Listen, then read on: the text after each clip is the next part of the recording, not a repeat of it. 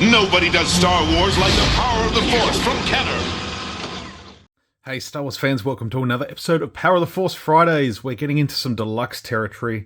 If you didn't see it a couple of weeks ago, I was fortunate enough to be able to join Daniel East 1000 and Sith Lord 229 on the latter's YouTube channel for a live stream, doing a little bit of a celebration of the Power of the Force 2 lines. We took a look at some of our favourite figures that we have in our collection. We had a look at our collections and how we display them.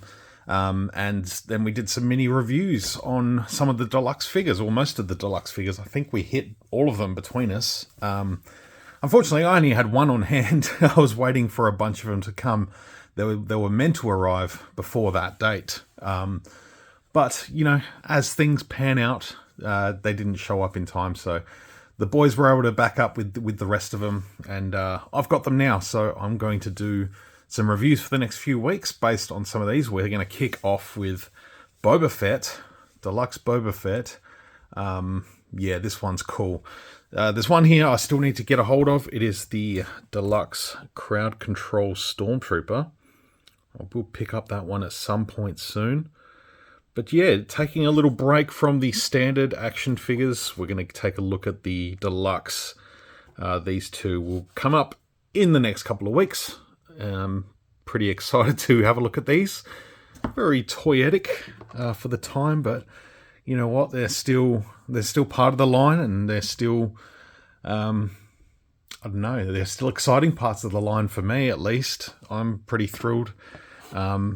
And obviously, having gotten them last week, I couldn't wait to open them. So that's exactly what I did. So we're going to get straight into it. I'm going to drop the camera down a fraction.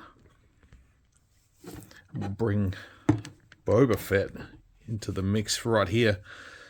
So yeah, as you can see, there is a few things going on here. He's got a missile, he's got wings, he's got guns, he's got a full suit. Yeah, so we'll just sort of go through it.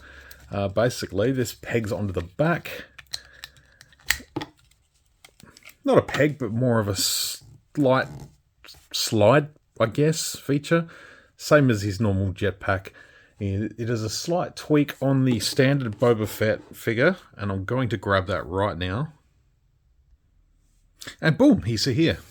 Yeah, so slight different stance. I think the top half's pretty much all the same. The arms look pretty much the same to me.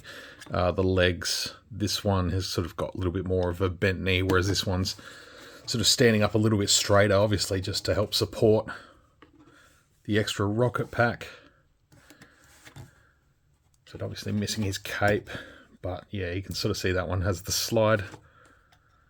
Similar, different tooling perhaps just for that element that locks in there, but you know, it achieves the same thing. So yeah, just thought I'd bring him down. As we were discussing on the live stream, there's Boba Fett, and he's sort of not necessarily a Empire Strikes Back or a Return of the Jedi Boba Fett. He's kind of, in terms of the colour scheme, he's kind of based on that early concept of Boba, almost Kenner-like.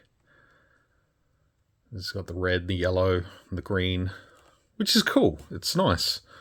It's a cool way to, you know, without doing too many different versions, still get a Boba Fett out there. So yeah, this is the rig. I dubbed it Slave 2. I just thought, you know what, it's you know, you got the Slave 1 down to a manned single fighter jetpack thing. But yeah, there's some cool stuff going on here.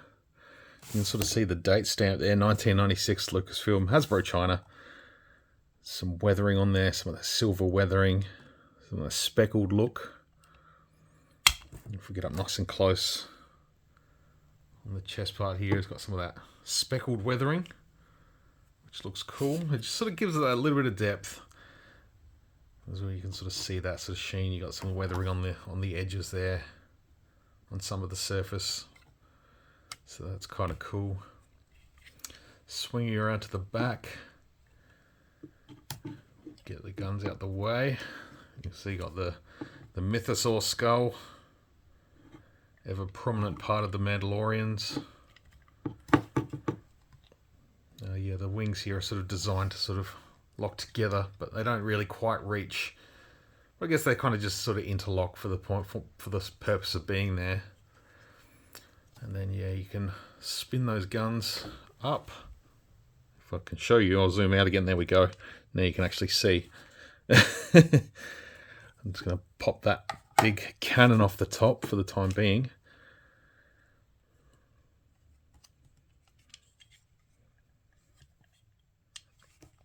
But yeah, the little mechanism on the side here, there's two on each side, or one on each side. Two together. And that swings the arms out. So you get the thrusters on the back there. Get all these sort of missiles and stuff in the wings. It kind of gets that sort of similar sort of vibe as the Slave One. It's sort of got those little side wings. The shape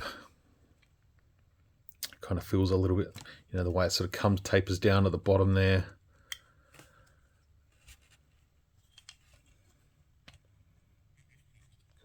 And fold the wings back and spin the guns up.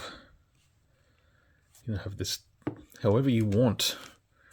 And of course, we've got the big cannon on top with this big red rocket. Yeah, it launches out obviously using the little button on the top. And that just sort of clips on there. We'll put this back on Mr. Fett.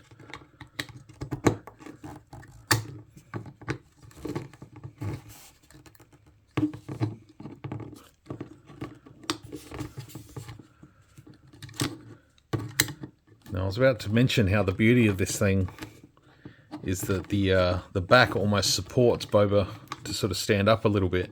You know, he's got to put his feet forward a little bit just to sort of get him propped up right. But I swear I had him sitting a little bit differently earlier. There we go. I just didn't have it slid on all the way.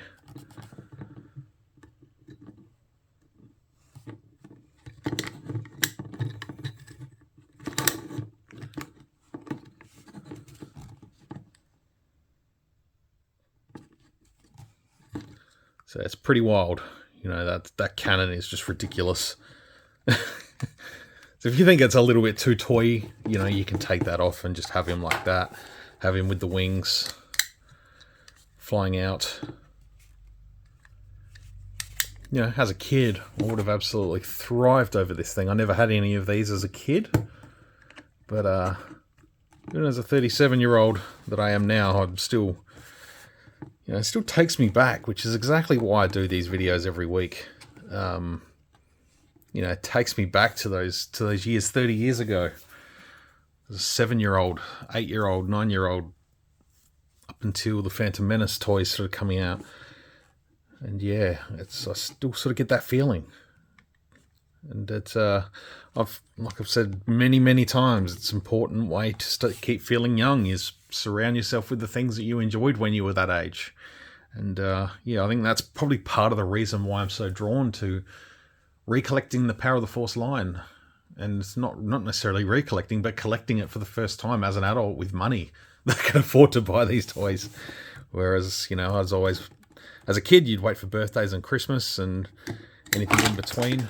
And there goes the missile. I'll pick that up afterwards. That's fine. But yeah, we'll get a look at the next one next week.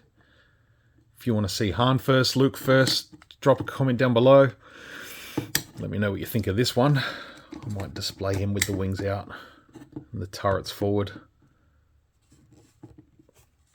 And yeah, this Boba goes up next with the rest of the bounty hunters. So again, love to hear your thoughts. Drop a comment down below. Let me know what you want to see next week. I'm excited to bring them to you. If no one responds, I'll pick them at random.